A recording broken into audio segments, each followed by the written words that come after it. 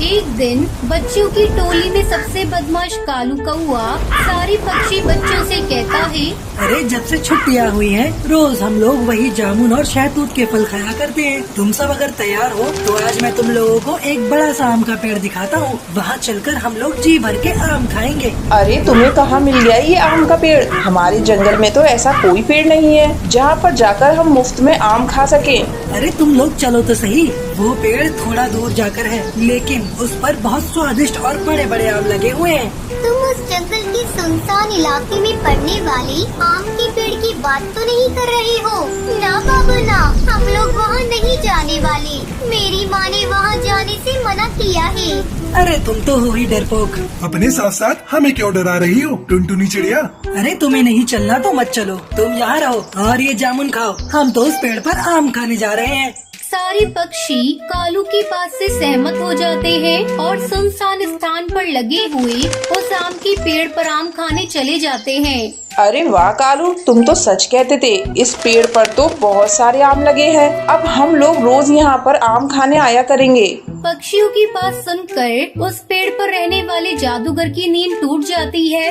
अरे वाह, पक्षियों के बच्चों की आवाज। मेरे आम के पेड़ पर फल खाने की कीमत अब इन बच्चों को अपनी जान देकर चुकानी पड़ेगी। आज तो इन बच्चों को खाकर मैं अपनी बरसों की भूख मिटा लूंगा। अब इन बच्चों में से मैं किसी को भी नहीं छोड़ूंगा।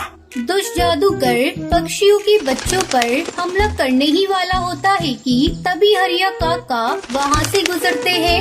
अरे बच्चों, तुम लोग इस पेड़ पर बैठकर क्या कर रहे हो? क्या तुम्हारे माता पिता ने तुम्हें नहीं बताया कि इस पेड़ से आम खाना मना है? चलो जाओ यहाँ से। हरिया काका को वहाँ देखकर सारे पक्षी बच्चे डर जाते हैं और तुरंत वहाँ से उड़ जाते हैं। ये कैसे हो सकता है? मेरे इतने करीब आकर मेरा शिकार मेरे हाथों से निकल गया। इन बच्चों की महक मेरी भूख को और भी बढ़ा रही है। अब मैं इन बच्चों को खाए बिना नहीं रह सकता। कोई उपाय तो ढूंढना ही होगा।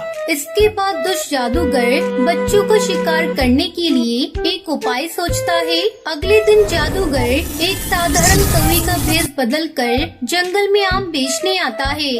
आम ले लो आम, ताजे ताजे आम, मीठे रसीले आम। मेरे आम इतने ताजे और रस भरे हैं कि जो इन्हें एक बार खाता है वो दोबारा खाए बिना रह नहीं पाता। आम बेचने वाले कौवे की आवाज सुनकर सबसे पहले बंटी कबूतर बाहर निकलता है। अरे आम बेचने वाले, तुम्हारे आम तो वाकई बहुत बड़े और रसीले लग रहे हैं। ऐसा लगता है जैसे तुम उसी पेड़ से तोड़कर ये पीले आम लाए हो।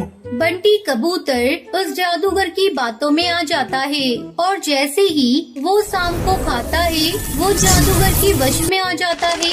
एक शिकार का इंतजाम तो हो गया, बाकी के शिकार को और ढूंढना है। मैं किसी को भी नहीं छोड़ूंगा। तुम सबको चुन चुन के अपने आम के पेड़ पर ले जाऊंगा। इसके बाद बंटी कबूतर सम्मोहित होकर खुद ही उस आम के पेड़ के पास जाने लगता है। थोड़ी दूर जाने पर इससे पहले कि कोई और पक्षी मुझे देखे, जल्दी जल्दी उन बच्चों को ये आम खिला देता हूँ और पकड़कर अपने पेड़ पर ले जाता हूँ। तभी जादूगर को टुनटुनी चिड़िया अपने घर के बाहर खेलती हुई दिखाई पड़ती है। अरे आओ आओ छोटी चिड़िया, तुम्हें भी आम बहुत पसंद है ना? लो मेरे आम खाकर देखो। नहीं नहीं, मेरे पास आम खरीदने के लिए पैसे नहीं है। मुझे तुम्हारे आम नहीं चाहिए। तुम्हारे जैसे छोटे छोटे बच्चों को मैं मुफ्त में आम देता हूँ। मैं तुमसे पैसे नहीं लूंगा। आओ मेरे पास, आम देखो कैसा है।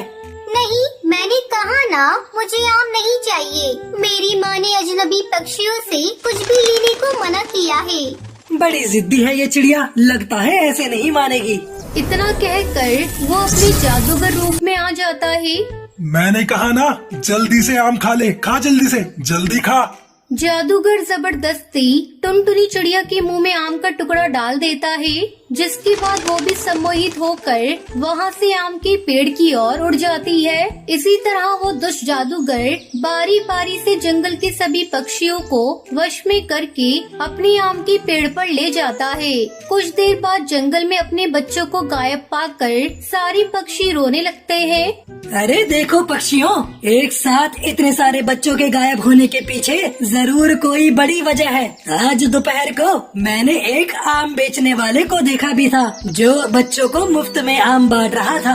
अब मुझे लगता है उस आम बेचने वाले जादूगर के आने के बाद से ही बच्चे गायब हुए हैं। हे भगवान, कहीं वही आम के पेड़ पर रहने वाला दुष्ट जादूगर ही तो हम सभी के बच्चे को नहीं ले गया। इसके बाद सभी पक्षी उस आम के पेड़ के पास पहुंचते हैं, जहां पर आम की जगह उनके बच्चे पेड़ पर लटके हुए दिखाई पड़ते हैं। सभी पक्षी अपने बच्चों के ऐसी हालत में देखकर रोने लगते हैं। अगर अपनी जान प्यारी है तो सब के सब चले जाओ, वरना तुम्हारे बच्चों के साथ साथ आज तुम लोग भी मारे जाओगे। देख, इन मासूम बच्चों को जाने दे और इस जंगल को छोड़कर चला जा, नहीं तो आज मैं तुझे नहीं छोड़ने वाला। अगर तू मुझे कैद करेगा तो तू भी मारा जाएगा। चला जा यहाँ से, ये बच्चे मेरे शिकार हैं। जादूगर की बात सुनकर हरिया काका एक लाल रंग का धागा पेड़ पर बांध देते हैं। इससे जादूगर चीखने लगता है। अरे अंकल, इन जादूगर अंकल को मत मारिए, ये तो बहुत अच्छे अंकल हैं। इन्होंने हमें मीठे मीठे आम भी खिलाए। बच्चों की मासूम बात सुनकर जादूगर को अपने किए पर बहुत पछतावा होता है और वो माफी मांगकर सभी पक्षी बच्चों को आजाद कर देता है। सभी बच्चे भी और सभी पक्षी जादूगर को धन्यवाद करते हैं और वहाँ से चले जाते हैं और खुशी खुशी रहने लगते हैं।